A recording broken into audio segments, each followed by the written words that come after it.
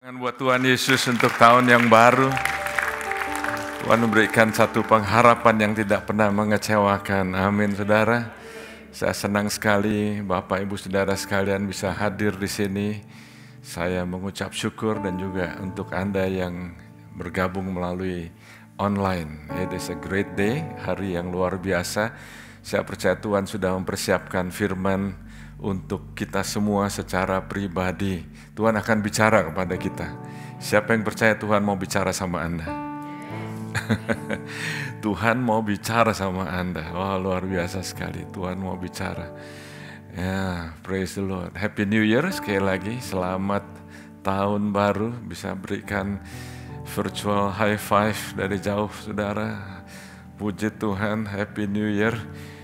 New Year, puji Tuhan. Happy New Year, puji Tuhan, puji Tuhan.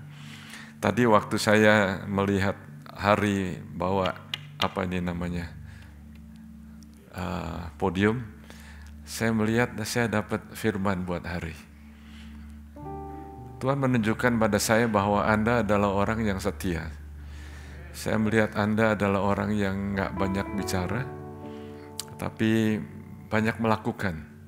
Ada hal-hal yang Anda lakukan di masa-masa yang lalu yang rasanya menjadi pertanyaan di dalam hidupmu, tapi sebetulnya Tuhan mendengar dan Tuhan menjawab. Dan Tuhan mengerjakan sesuatu yang luar biasa di dalam hidup kamu hari. Dan Tuhan akan berikan promosi. Satu kata yang powerful yaitu promosi, karena orang yang sudah setia dalam perkara yang kecil, Tuhan akan percayakan hal yang besar. Dan hal yang besar itu adalah kumpulan dari hal-hal yang kecil-kecil. Jadi waktu Tuhan tunjukkan pada saya, coba saudara bayangkan, sering sekali ya, rasanya hampir tiap minggu yang bawakan podium ini hari ya, dia diam membawakan. Saudara, itu adalah satu pelayanan yang mungkin Anda anggap sederhana ya, tapi di dalam Tuhan, Tuhan melihat itu yang setia. Amin. Yang setia dan yang berbuah. Bukan hanya setia, tapi juga berbuah. Amin. Karena ada orang yang pikir datang ke gereja aja udah cukup, tapi nggak berbuah. Bukan itu yang Tuhan mau. Tuhan mau kita setia dan berbuah. Amin. Haleluya, puji Tuhan. Sekali lagi, Happy New Year, selamat tahun baru, dan saya percaya Tuhan akan bicara. Are you ready? Are you ready? Puji Tuhan. Saya akan mulai dengan satu pertanyaan kepada Anda. Pertanyaannya ialah, apakah yang Anda harapkan tahun ini?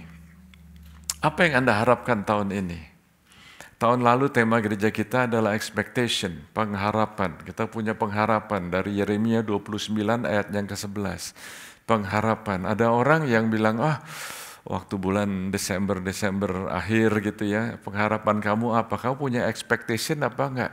Ya, saya sih senang aja. Saya senang aja nanti habis dekat-dekat malam tahun baru ya. Sama teman-teman ya, lalu ada yang beli baju baru atau sepatu baru atau rambutnya potong model baru ya, lalu pokoknya ya ekspektasinya seneng aja lah nanti waktu tahun baru, waktu ganti tahun itu rasanya sudah wah seneng sekali, ada acara, mungkin Anda lihat fireworks, mungkin Anda lihat ada konfeti, ada balon, ada trompet, ada macam-macam semuanya itu saudara. Tapi saya mau beritahu kepada saudara bahwa expectation yang Anda punya itu nggak akan ada hasilnya kalau yang diharapkan cuma itu aja.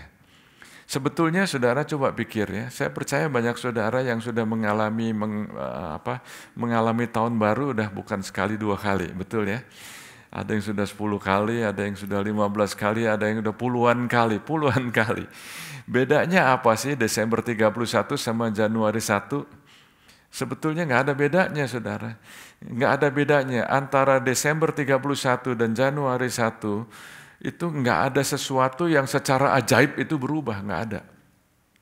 Tiba-tiba berubah, wah Anda bisa jadi baik gitu ya, Anda bisa jadi sabar, Anda bisa jadi langsing, Anda bisa jadi, Nggak ada yang tiba-tiba berubah secara mendadak, itu nggak ada, saudara. Itu sebabnya Anda bisa berubah untuk misalnya coba untuk berubah, mungkin beli telepon yang baru, ganti nomor telepon, pindah alamat sekalipun, Anda bisa menyampaikan selamat tahun baru, tapi kalau di dalam pikiran Anda itu nggak baru, maka nggak ada yang baru di tahun yang baru. Anda cuma bilang selamat tahun baru, tapi nggak ada yang baru. Jadi hari ini yang saya akan sampaikan kepada Anda adalah salah satu daripada firman yang Tuhan berikan pada saya yang sebelum-sebelumnya juga sudah banyak terjadi, yaitu apa? The breaking of mindset, perubahan cara berpikir. Karena kalau kita pikirannya nggak berubah, hidupnya nggak akan berubah. Karena kalau pikirannya berubah, maka gaya hidupnya akan berubah. Makanya perubahan pola berpikir itu, walaupun Anda mungkin sudah dengar bolak-balik ya, ada kalanya kalau dengar terlalu sering itu ada mental block. Coba katakan mental block. Apa itu mental block? Di dalam pikiran itu udah nggak nangkep lagi, lewat aja begitu ya. Saya ingat ada satu cerita seorang pelatih sirkus, dia melatih gajah dari kecil. Jadi waktu gajah masih kecil, masih anak itu ya, salah satu kakinya dirantai lalu ditaruh dihubungkan ke apa sih namanya, pack itu apa ya, pasak, lalu ditancapkan ke tanah gitu ya. Jadi kalau gajah itu jalan ya, dia lagi jalan lalu sampai jarak tertentu dia nggak bisa jalan lagi, mandek. Lalu gajah itu karena dikasih makan ya makin lama makin besar. Tapi tiap hari ya dia mau jalan, dia jalan lagi. Tapi sampai batas tertentu, dia nggak bisa jalan lagi. Tapi gajah itu dikasih makan tambah lama, tambah besar.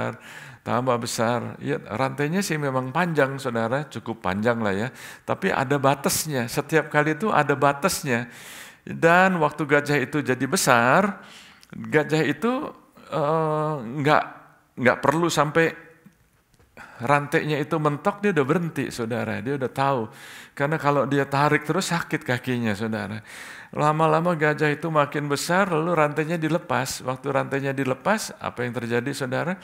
Dia waktu jalan sampai batas tertentu, dia nggak jalan lagi, saudara. Karena di dalam pikirannya nggak boleh lebih lagi dari situ, nggak bisa lebih dari situ lagi, karena dia nggak mau sakit, ya, dia nggak mau ambil resiko. Saudara, gajah itu kadang-kadang kita. Karena Anda sudah melakukan bertahun-tahun, Anda sudah lakukan dari kecil sampai sekarang sudah besar, bahkan sudah tua, ya. Jadi Anda berpikir, oh ini mestinya begini aja. No. Percaya bahwa Tuhan di tahun yang baru ini bukan hanya tahun yang baru, nggak ada sesuatu yang magical yang terjadi, nggak ada. Tapi di dalam Tuhan ada sesuatu keajaiban-keajaiban yang terjadi. Jadi kita mesti melakukan bagian kita, dan kalau tahun lalu tema gereja kita adalah expectation, saudara, kita perlu mempunyai pengharapan, karena beberapa saudara mengalami hal-hal yang tahun lalu rasanya nggak jalan, tahun lalu rasanya belum terjawab, tahun lalu rasanya masih mandek, tahun lalu rasanya aduh kok kosong ya, saya dapat janji tapi kok belum ngalamin ya. Anda berkata saya punya pengharapan, tapi kok belum terjadi ya, saudara. Saya mau memberitahu kepada saudara bahwa perlu terus punya pengharapan, have an expectation, amin. Punya satu gairah, punya satu passion untuk bisa punya pengharapan. Karena saudara, ini kalau kita bicara mengenai pengharapan udah disampaikan beberapa kali selama tahun 2021. Mungkin apa enggak, saudara, Anda tuh enggak punya pengharapan. Mungkin apa enggak, karena ya udahlah pokoknya begini aja, tiap hari begini aja, biasa aja, dan Anda enggak punya pengharapan. Karena semuanya sudah ada, semuanya sudah ya begini aja, sudah nerima aja lah, begini aja lah, nggak ada pengharapan lagi. Untuk Anda yang semuanya sudah tersedia, nggak ada pergumulan, nggak ada tantangan, nggak ada kesulitan, rasanya mau mengharapkan apa lagi ya? Are you with me?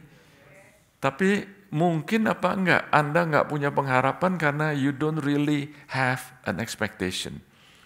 Tapi bagi orang-orang yang mempunyai kebutuhan, yang mempunyai jawaban doa yang belum dijawab, orang-orang yang mencari jalan keluar, orang yang mengalami jalan buntu, orang yang ngalamin mungkin sakit, ya, orang yang mengalami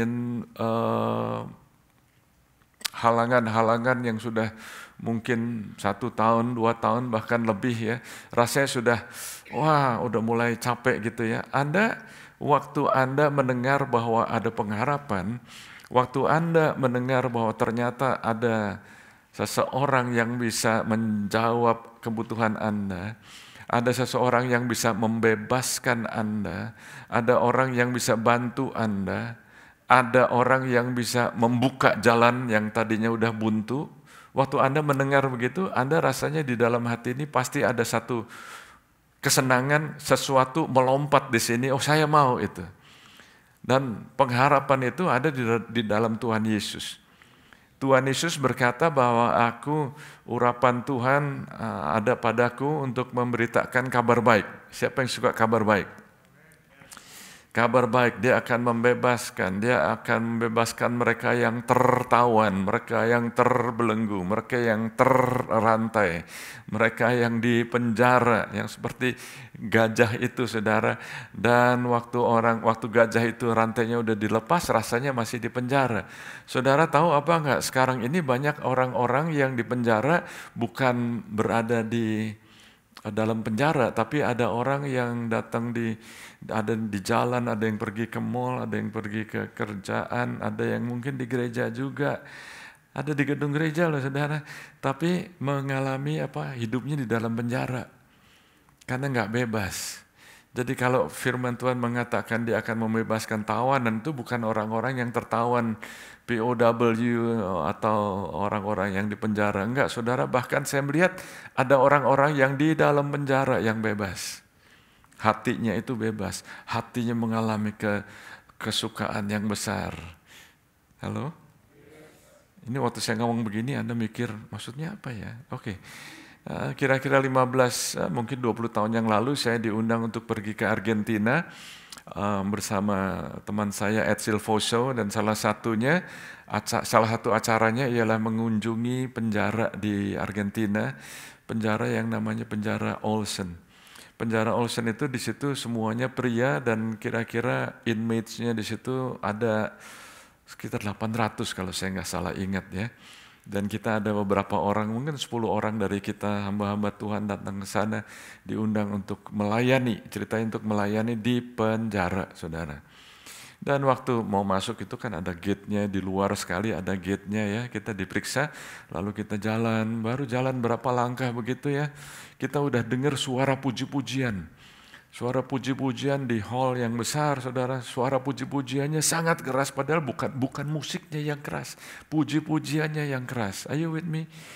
Sehingga kita mulai rasa goosebumps, saudara.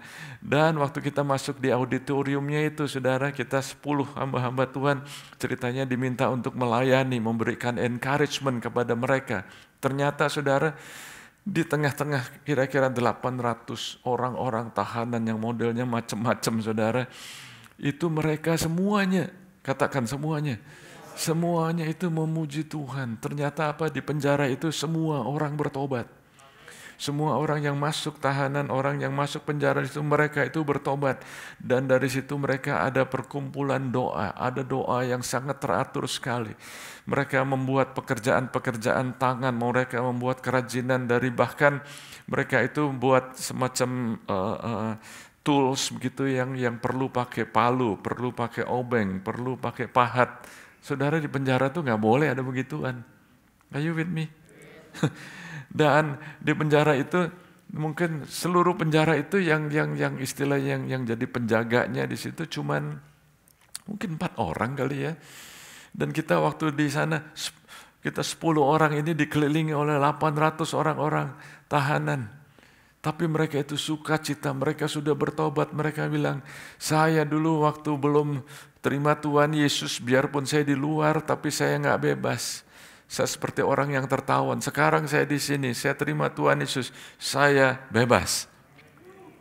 Halo. Jangan Anda masuk tahun yang baru ini jadi orang yang tertawan tapi jalan-jalan. Jalan-jalan sih, mungkin di rumah, mungkin di mall, mungkin juga di gereja, tapi dalamnya tertawan. Oh Jesus. Terima kasih Tuhan Yesus. Expectation is very important. Dan Tuhan memberikan kepada Eri satu expectation. Tuhan berkata, apa yang kamu gak pernah harapkan, Tuhan akan timbulkan dalam hati kamu. Apa yang selama ini menjadi satu perasaan yang kamu merasa rasanya, aduh kok boring ya, kok gini-gini aja ya. Christianity life is not going to be boring in your life. Akan ada satu kebangunan in your life, in your marriage, in your family. Sesuatu bangkit, something leap in you. Dan Tuhan akan menyebabkan ada satu expectation yang akan merubah hidup kamu. Dan kamu gak akan sama lagi seperti yang tahun-tahun yang lalu. You will be a better man. You will be a better husband. You will be a better father. Because God wants you to have an expectation. Thank you, Jesus. Thank you, Jesus. Praise the Lord. Selama bulan lalu kita ada seri firman Tuhan yang judulnya apa? Transisi ke musim yang baru. Masih ingat saudara? Transisi ke musim yang baru tujuannya apa saudara? Di dalam sesi itu 3 sesi yang saya sampaikan dan Pastor Tom juga sampaikan ya minggu yang lalu. Oh, Pastor Him, ya. Tujuannya apa saudara? Untuk mempersiapkan, katakan mempersiapkan untuk masa yang akan datang supaya Anda bisa hidup dengan berani dan supaya Anda bisa hidup dengan confident. Supaya Anda enggak lagi menjadi orang yang timid. Tahu timid? Rasanya apa bahasa Indonesianya ya? Timid itu orang yang malu-malu, rendah diri, begitu ya saudara. Ada orang yang sering kali orang yang mengalami nggak ada confident, yang nggak ada, yang dipenuhi dengan rasa rendah diri itu adalah akibat karena mereka itu nggak yakin siapa itu mereka. Mereka nggak yakin apa yang mereka punya sebagai orang percaya. Mereka nggak tahu mereka tuh ada di mana. Perhatikan saudara, apakah Anda termasuk orang-orang itu yang nggak ada confident, yang rasanya nggak ada harga diri, rendah diri? Itu sebabnya karena Anda nggak tahu siapa Anda di dalam Kristus. Anda nggak tahu siapa yang Anda punya, apa yang Anda punya. Anda ini punyanya siapa? Anda nggak tahu apa yang Anda punya sebagai orang percaya. Anda yang nggak tahu.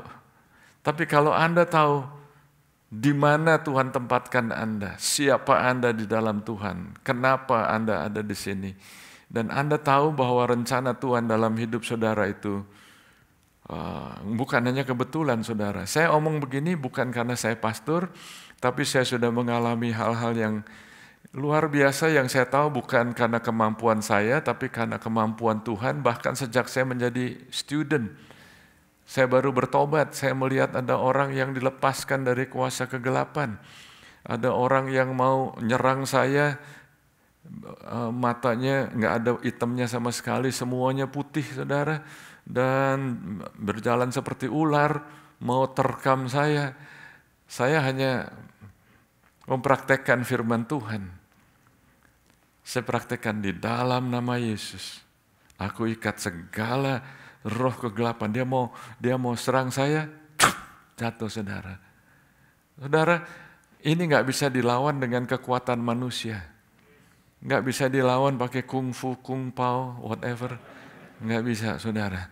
Tapi dengan nama Yesus, di dalam nama Yesus. Jadi saya mau Anda tahu siapa Anda. Siapa Anda, apa yang Anda punya. Dan di mana Anda berada saat ini? Amin, saudara. Tuhan mau supaya Anda menjadi umat yang confidence, punya keyakinan. Perhatikan saudara, confidence itu bukan berarti sombong. Orang yang yakin tuh nggak boleh sombong, tapi yakin. Kadang-kadang kita mau menerjemahkannya lain. Kita salah menerjemahkan.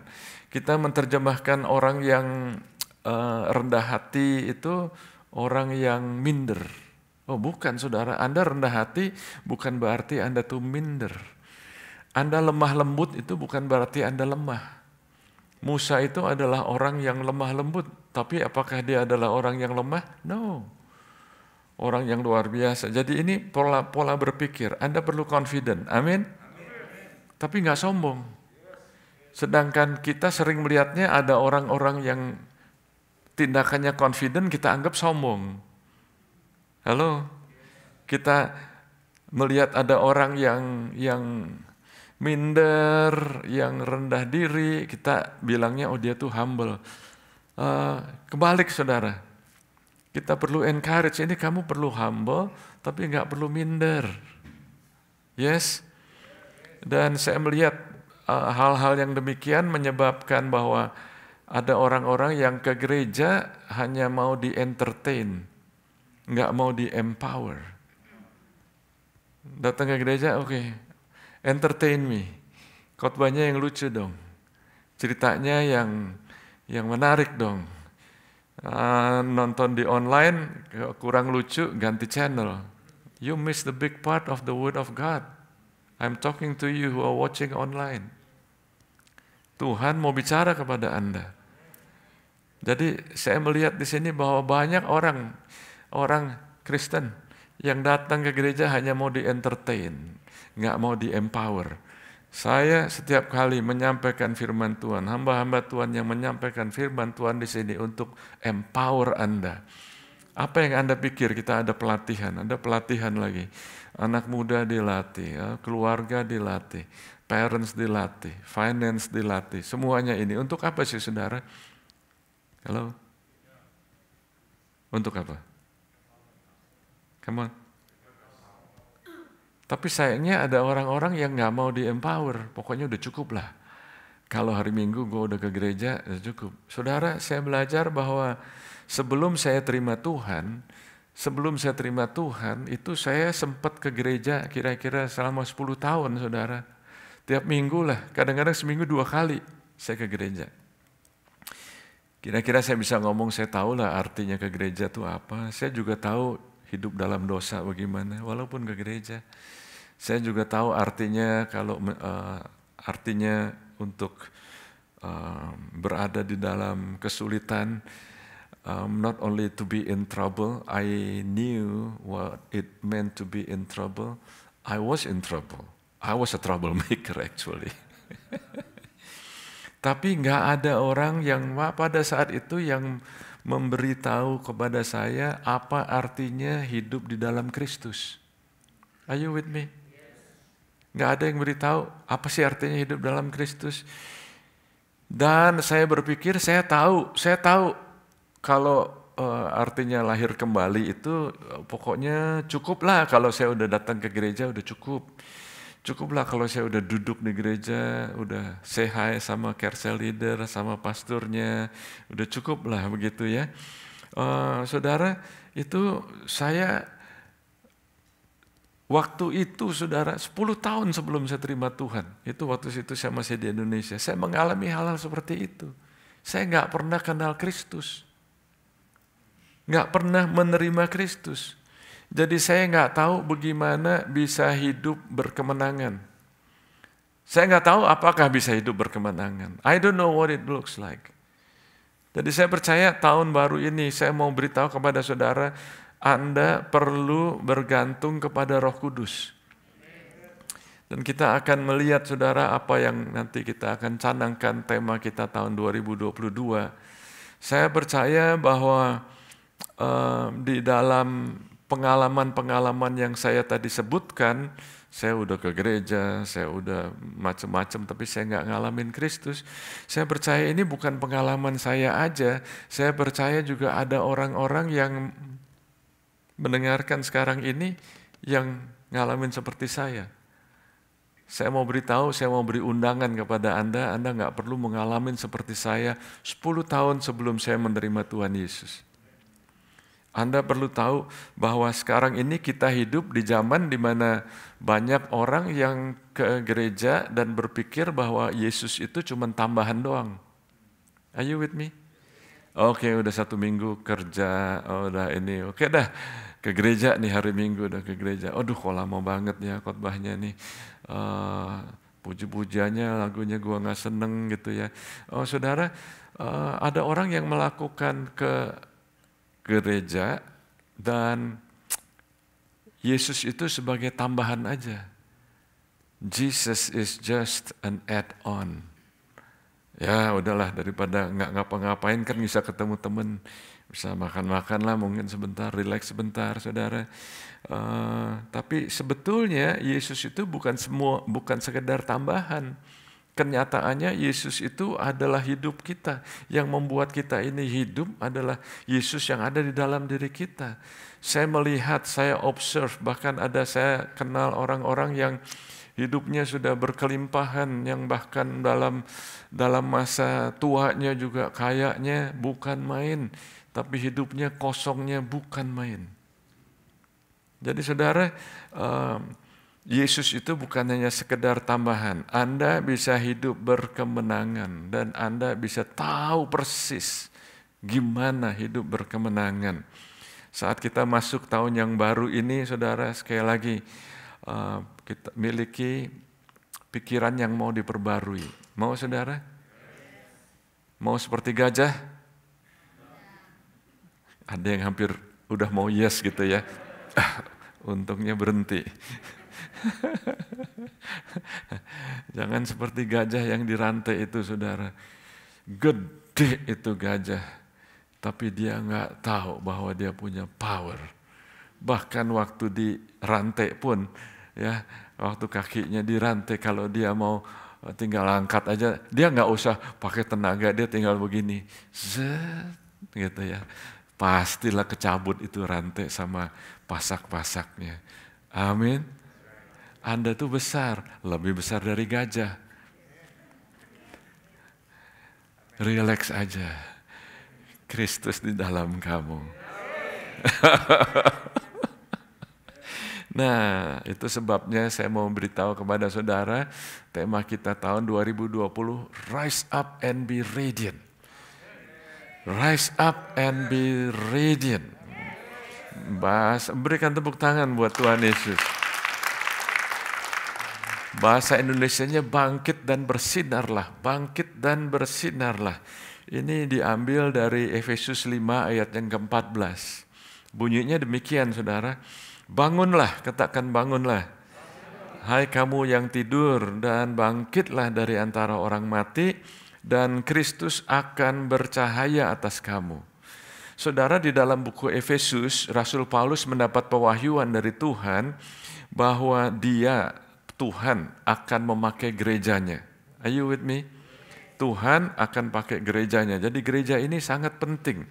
Gereja itu adalah mempelai Kristus. Tahu mempelai? Mempelainya Kristus, ya. Istri saya ini adalah mempelainya saya, istri saya, ya. Jadi don't mess up with my wife, you will face me. Okay? But better yet, don't mess up dengan gereja Tuhan. Yesus mati untuk gerejanya. Waktu Yesus mati di kayu salib, gereja Tuhan lahir. Jadi kita nggak bisa main-main sama gereja. Are you with me? Dan di sini Rasul Paulus mendapat pewahyuan bahwa Tuhan akan pakai gerejanya. Tapi Rasul Paulus juga melihat bagaimana banyak orang-orang Kristen yang tertidur. Katakan tertidur. Are you with me? Tertidur. Makanya dikatakan bangunlah. Kalau nggak dikatakan bangunlah berarti nggak ada yang tidur dong. Waktu Paulus mengatakan bangunlah berarti ada orang ini, buku Efesus ini dituliskan untuk orang Kristen. Banyak orang Kristen tidur. Nggak mati sih, tidur. Ya, tapi juga ada yang udah mati dari rohaninya, udah mati. Dan bangkitlah dari antara orang-orang mati. Maksudnya apa? Rohaninya udah nggak ada haus lagi, nggak ada kelaparan lagi, nggak ada kapasitas untuk mau menghampiri hadirat Tuhan. Saudara, mereka itu adalah orang-orang yang pasif, katakan pasif. Oh pokoknya nggak mau ngapa-ngapain, lihat aja nanti deh. Orang-orang yang tidak produktif, orang-orang yang tidak berbuah. Dan saya mendapat satu kutipan, saudara, dari mantan seorang chaplain dari US Senate yang namanya Richard Halverson, ya. Dia mengatakan demikian. Mula-mula ya, pada mulanya gereja adalah persekutuan pria dan wanita yang berpusat pada Kristus yang hidup. Mula-mulanya itu begitu. Dari abad-abad yang pertama, zaman murid-murid Yesus ya. Kemudian gereja pindah ke Yunani, di mana gereja itu menjadi sebuah filosofi, cuma filosofi aja. Ya. Kemudian pindah ke Roma, di mana gereja menjadi sebuah institusi. Selanjutnya pindah ke Eropa, di mana ia menjadi budaya. Culture-nya begitu. Maksudnya apa? Kamu Kristen. Ya gue Kristen juga deh. Oh ini semua teman-teman pada, iya pokoknya gue masuk Kristen lah. Pernah ngalamin seperti itu enggak? Pernah tahu seperti itu apa enggak? Saya ngalamin seperti itu, saudara. Sebelum saya bertobat di Indonesia, oh gimana? Pokoknya ya masuk ke sini aja dah, ke sini. Ya karena apa? Karena teman-teman begitu. Itu budaya aja, saudara. Ikut-ikutan. Dan akhirnya pindah ke Amerika, di mana gereja menjadi sebuah perusahaan. Hanya sebagai satu perusahaan aja, satu enterprise. Saya percaya gereja itu bukan perusahaan, saudara. Ada orang yang datang ke gereja itu hanya memperlakukan gereja sebagai perusahaan. Maksudnya begini, saudara. Pokoknya kalau di dalam enterprise itu ada transaksi ya. Ada transaksi. What's in it for me? Ya. Jadi kalau Anda bisnis, Anda mau untung ya. Jadi ada transaksi. Ke gereja juga begitu. Saya akan menyembah Tuhan kalau Tuhan lakukan yang baik buat saya. Saya akan memberi kalau saya akan mendapatkan. Saya kasih 100, saya dapat 1000. Haleluya ya. Saya akan melayani kalau saya akan dapat nama. Nah, pokoknya transaksinya begitu, saudara. Ini banyak orang-orang yang sudah ke gereja punya sikap seperti itu. Itu sebabnya selama 1 bulan saya sampaikan pengajaran mengenai transisi ke musim yang baru. Karena di musim yang baru ini Tuhan mau supaya umat Tuhan siap. Saya akan bacakan dari Yesaya 43 ayat 18-19. Sudah saya bacakan bulan yang lalu maksudnya. Firman-Nya, jangan ingat-ingat hal yang terdahulu dan janganlah perhatikan hal-hal yang dari zaman purbakala. Lihat, katakan sekali lagi, lihat. Ini Tuhan mau supaya kita ngelihat ya. Aku hendak membuat sesuatu yang baru yang sekarang sudah tumbuh, belumkah kamu mengetahuinya? Ya, aku hendak membuat jalan di padang gurun dan sungai-sungai di padang belantara. Ada orang yang sudah melihat tapi nggak tahu. Sudah melihat, nggak tahu. Sudah ke gereja, nggak tahu. Saya berdoa supaya Roh Kudus membawa satu terobosan kepada semua Anda. Anda bisa melihat, oh rencana Tuhan buat saya ini bukan cuma saya sekolah. Tapi Tuhan punya rencana untuk saya menjadi wakilnya Tuhan di dunia ini. Saya datang ke rencana Tuhan bukan cuma saya sekedar hidup, bukannya sekedar bekerja, bukan cuma sekedar berbisnis, bukan cuma sekedar khotbah. Tapi untuk memberikan dampak kepada masyarakat di sekitar kita. Dan saudara tahu di Yesaya pasal yang sama,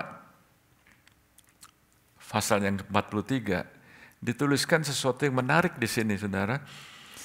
Tetapi sekarang beginilah firman Tuhan yang apa, saudara? Yang menciptakan engkau, hai Yakub, dan yang membentuk engkau, hai Israel. Yang menciptakan engkau, hai Yakub, dan yang membentuk engkau, hai Israel. Janganlah takut, sebab aku telah menebus engkau, aku telah memanggil engkau dengan namamu, engkau ini kepunyaanku. Tadi saya bilang, ada orang yang mikirnya, aduh saya nggak punya ini, saya nggak punya itu, pokoknya saudara yang perlu Anda tahu, Anda ini punyanya siapa sih? Jesus. Di sini saya melihat Tuhan yang menciptakan Yakub dan yang membentuk Israel. Katakan membentuk. Ternyata di dalam perjanjian lama dan di perjanjian baru saya melihat ada orang-orang yang menjadi yang bangkit dan bersinar. Orang-orang yang bangkit dan bersinar. Misalnya seperti Abram. Abram itu dapat janji dari Tuhan. Aku akan memberkati engkau, akan membuat namamu masyhur, aku akan menjadikan kamu bangsa yang besar. Aku akan memberkati kamu dan melalui kamu seluruh bangsa di muka bumi ini akan mendapat berkat. Barang siapa yang memberkati engkau akan aku berkati, barang siapa yang mengutuki engkau akan aku kutuki. Itu janji yang luar biasa. Tapi janji itu enggak digenapi sampai dia itu menjadi Abraham. Are you with me? Saya pernah tanya kepada saudara, Ismail itu anaknya siapa? Kalau ada orang yang bilang anaknya Abraham, kalau Anda selidiki lagi, sebetulnya Ismail itu anaknya Abram. Bukan anaknya Abraham, tapi anaknya Abram. Pada saat itu, Abram beroperasi enggak berdasarkan iman, tapi berdasarkan kedagingan, enggak berdasarkan anak janji, tapi anak janji itu adalah Ishak. Ishak itu adalah anak janji, makanya di Kejadian pasal 22 waktu Tuhan bicara Abraham, Abraham, dia tahu persis bahwa waktu Tuhan panggil dia Abraham dan untuk Tuhan minta mengorbankan anaknya, dia tahu bahwa bukan Ismail, tapi Ishak. Are you with me? Jadi perhatikan di sini. Anda perlu perhatikan ada saat-saat di mana Tuhan memberikan Anda janji. Tuhan mendapat janji. Tapi janji itu bukan buat Anda sekarang. Karena mungkin sekarang Anda masih beroperasi seperti Abram. You with me? Janji itu baru akan digenapi pada saat pola berpikir Anda sudah berubah. Pada saat Anda mengalami transisi, Anda sudah diperbarui pikirannya, tindakannya, habitnya, maka Anda akan mengalami janji-janji. Jadi Anda dapat janji, iya. Janji itu buat siapa? Buat Anda. Apakah buat Anda? Iya, buat Anda. Apakah buat Anda? Not really loh, kenapa maksudnya gitu? Karena bukan buat Anda sekarang. Karena kalau Anda terima sekarang belum tentu Anda siap. Nggak siap karena Abram kalau terima janjinya pada saat itu, walaupun janjinya sudah diucapkan pada saat itu, Abram belum siap. Are you still with me? Tapi waktu Abram terus dengan proses, kalau Anda mau maju, if you want to experience the promise, you need to embrace the process. Mau ngalamin janjinya, Anda mesti ngerangkul proses. Katakan proses. Ada prosesnya semuanya. Abraham rose up and he was radiant. Saya melihat juga cerita mengenai Simon dan Petrus. Simon dipertemukan dengan Tuhan Yesus dan tahu saudara, langsung Yesus berkata, namamu nggak akan lagi Simon tapi disebut Kefas, yang artinya adalah batu karang, ya artinya adalah Petrus. Tapi Simon ini punya karakternya macam-macam saudara. Karakternya gampang marah, karakternya itu mau memaksakan kehendak, impulsif. Petrus itu pokoknya orang yang lain-lain belum ngomong, dia udah ngomong duluan. Gitu. Di dalam kehidupan kita pasti ada orang-orang atau teman yang seperti Simon. Mungkin Anda Simon. Ya. Tapi saya melihat bahwa Simon nggak berhenti sampai Simon, dia menjadi Petrus. Saya melihat bahwa ada kalanya kalau Anda baca Matius, Markus, Lukas, Yohanes, ada kalanya Yesus yang udah panggil dia, kamu ini nggak akan disebut lagi Simon tapi Petrus, tapi Yesus berulang kali panggilnya Simon kadang-kadang. Karena apa? Anda baca konteksnya, setiap kali dia ragu-ragu, setiap kali waktu dia mau menyangkal, Yesus panggilnya bukan Petrus. Dia panggilnya Simon. Tapi waktu Anda baca di buku Kisah Rasul, waktu dia sudah dipenuhi oleh Roh Kudus, makanya peranan Roh Kudus itu sangat amat penting. Waktu dia dipenuhi oleh Roh Kudus, nggak ada lagi di buku Kisah Rasul itu disebutkan Simon, yang ada adalah Petrus. Oh ada di dalam buku Kisah Rasul itu ada Simon, tapi ada Simon tukang sihir, ada Simon penyamak kulit, ada Simon orang zealot, ya. Tapi disebutkan Simon yang disebut Petrus. Itu dituliskan jelas itu. Jadi di dalam buku Kisah Rasul nggak ada lagi Simon, yang ada Petrus. Jadi Simon itu rose up and be radiant. Siapa di sini yang mau rise up and be radiant? Anda sekarang ini Tuhan mau bawa lagi. Tuhan mau ajak lagi, Tuhan gandeng saudara, Tuhan pimpin saudara lagi. Jadi jangan punya previous concept, pola berpikir yang tahun lalu, kegagalan lalu, nggak mau ngampunin yang lalu, keterbatasan masa lalu. Saudara, coba Anda berjalan berdasarkan pimpinan Roh Kudus. Yang menarik, saya belajar itu Yakub dan Israel. Di dalam Kejadian 32 ayat 22 sampai 32, itu ada satu cerita Yakub bergumul dengan Tuhan. Yakub bergumul dengan Tuhan, lalu di situ singkat cerita ya, Yakub berkata demikian, aku nggak akan izinkan kamu pergi kalau kamu nggak memberkati saya. Halo? Aku nggak akan izinkan kamu pergi unless you bless me. Apakah Yakub itu kurang diberkati? Dia udah kaya sekali. Tapi kira-kira maksudnya apa, saudara?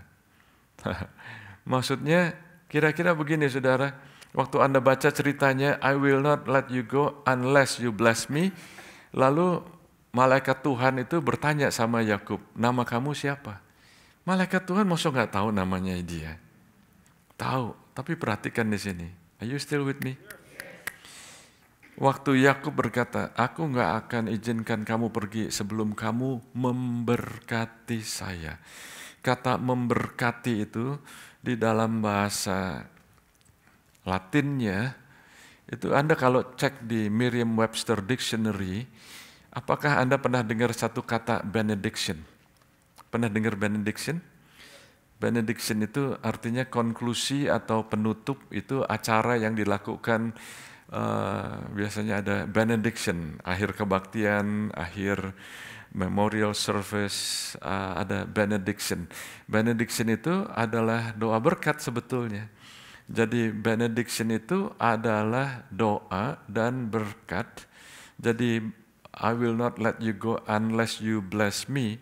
Padahal benediction itu adalah konklusi. Jadi pada saat itu Yakub berbicara sama Tuhan, kamu conclude my life. Conclude my life. Aku gak mau hidup seperti ini lagi. Nama kamu siapa? Nama aku adalah tukang tipu. Aku suka nipu orang. Nama Yakub itu artinya supplanter, deceiver, cheater. Apakah Tuhan nggak tahu namanya Yakub? Dia sudah tahu namanya. Tapi Tuhan tanya, nama kamu siapa? Watch this. Anda nggak akan bisa move into the new season kalau Anda nggak mau mengakui dan melihat dan admit, sekarang ini saya begini nih. Saya nggak bilang Anda penipu atau deceiver atau cheater, bukan. Tapi apa yang menghalangi Anda selama ini? Mungkin Anda pasif, mungkin Anda nggak produktif, mungkin Anda ignorant, mungkin Anda careless, mungkin Anda istilah milenial sekarang, whatever. Apa aja lah. Tuhan tanya saat ini kepada masing-masing saudara. Masuk the new year, it's okay, no big deal. Tapi kalau mau menjadi big deal, Tuhan tanya, nama kamu siapa? Karena kalau Anda mau mulai mengakui, oh ya saya ini begini, maka Tuhan bilang mulai saat ini namamu nggak lagi Yakub tapi Israel, yang artinya Prince with God. Makanya Tuhan bilang, firman Tuhan di Yesaya 43, Yakub aku ciptakan. Sesudah diciptakan perlu dibentuk. Waktu dibentuk ada proses. Anda dan saya, kita semua mengalami masa-masa pembentukan. Are you with me? Still with me? Oke. Kita mengalami masa pembentukan. Mulai dari rumah, di kerjaan, di pelayanan, semuanya itu saudara. Yakub rose up and he was radiant. Satu lagi di Perjanjian Baru, Saulus menjadi Paulus. Wah, luar biasa sekali saudara. Saya melihat begini ya saudara. Oh God. Saya melihat bahwa saya berdoa untuk kita bisa rise up and be radiant, bangkit dan bersinar. Kuncinya itu cuma satu. Mengizinkan Roh Kudus bekerja dalam hidup Anda. Mengizinkan Roh Kudus bicara. Domba-dombaku mengenal suaraku. Alkitab nggak mengatakan domba-dombaku akan mengenal suaraku, enggak. Domba-dombaku mengenal suaraku. Orang asing dia nggak perhatikan. Banyak orang-orang Kristen yang memperhatikan suara orang asing. Are you with me? Jadi saya melihat kalau Anda mau mengalami betul-betul masa yang baru dalam hidup Anda, satu kata yang saya dapat itu sangat simple. Encounter. Waktu Anda encounter God, Anda bertemu dengan Tuhan, hidupmu gak akan sama lagi. Are you with me? Karena ada orang yang ke gereja hidupnya gak berubah. Karena hanya ke gereja. Gak encounter God. Anda lihat contoh-contoh dalam Alkitab. Perjanjian lama, perjanjian baru.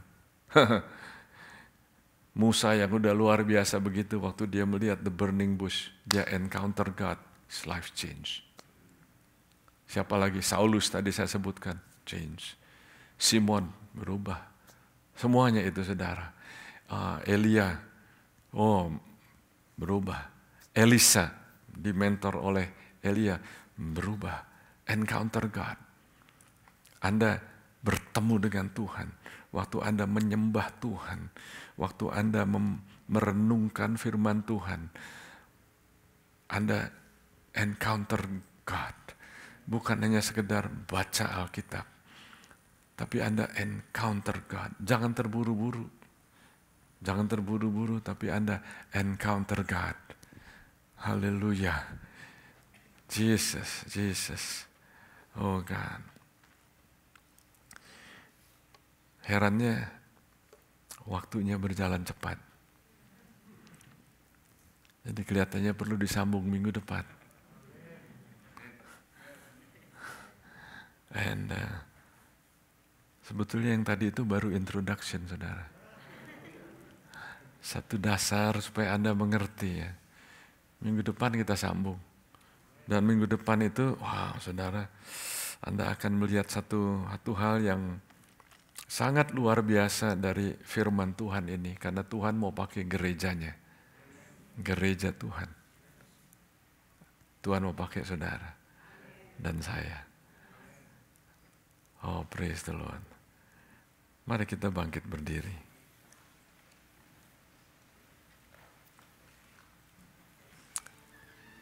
Saudara, kalau saya akan sebentar lagi berdoa dan sebentar lagi Anda akan pulang, harapan saya ialah waktu Anda pulang, Anda tetap bicara sama Roh Kudus. Anda tetap mengizinkan Roh Kudus bicara sama Anda. Are you still with me? Katakan sama-sama, Roh Kudus, I welcome you. bicara kepadaku, pimpin aku, gandeng aku, arahkan aku. Roh Kudus, show up in my life. Terima kasih Tuhan. Terima kasih Tuhan Yesus. Terima kasih Tuhan Yesus. Saya sudah katakan waktu hari Jumat, waktu doa, jarang sekali Roh Kudus itu dibicarakan. Jesus. Jarang sekali Anda mempraktekkan karunia Roh Kudus. Padahal di 1 Korintus dituliskan karunia Roh Kudus. Di Galatia dituliskan buah Roh Kudus. Yesus gak ada di dunia ini sekarang. Alkitab mengatakan demikian. Dia naik ke surga, duduk di sebelah kanan Allah Bapa. Dan dia mengutus Roh Kudus yang bisa bersama-sama dengan kita semua. Anywhere, anytime. Yesus waktu di dunia ini dia cuma bisa ada di satu tempat at one time. Itu sebabnya waktu Maria dan Marta menyuruh orang untuk mengundang Yesus karena saudaranya Lazarus itu sakit keras, Yesus ada di satu tempat. Dia gak bisa ada di dua tempat. Makanya Yesus berkata, jangan takut, jangan gelisah. Aku pergi untuk menyediakan tempat bagi kamu. Dan kalau tempatnya udah siap, aku akan datang kembali. Tapi sekarang ini aku akan mengutus Roh Kudus. Dan waktu Roh Kudus turun ke atas kamu, kamu akan menerima. Anda perlu tahu apa yang Anda punya. Anda perlu tahu siapa yang Anda punya. Anda perlu tahu Anda ini punyanya siapa. Are you still with me? Anda perlu tahu apa yang Anda punya. Anda perlu tahu Anda ini punyanya siapa. Anda ini lebih besar dari gajah. Roh Tuhan ada padamu. Amin. Bicaranya mulai lain. Tindakannya lain karena pikirannya diperbaharui. Tuhan Yesus, terima kasih. Terima kasih Tuhan Yesus. Tuhan Yesus, kami percaya bahwa Engkau bekerja di tengah-tengah kami. Engkau terus memimpin kami di tahun yang baru, mempunyai pikiran yang baru. Terima kasih ya Tuhan. Oh God, kami akan bangkit dan bersinar. Sama seperti Abraham. Sama seperti Israel. Sama seperti Paulus. Sama seperti Petrus. Mereka adalah orang-orang biasa yang berjalan berdasarkan pimpinan Tuhan. Kami juga orang yang biasa. Hamba-Mu berdoa ya Tuhan supaya semua umat-Mu mengalami Tuhan. Encounter God. Bless your people dalam nama Tuhan Yesus. Semua yang percaya berkata, Amin. God bless you. God bless you.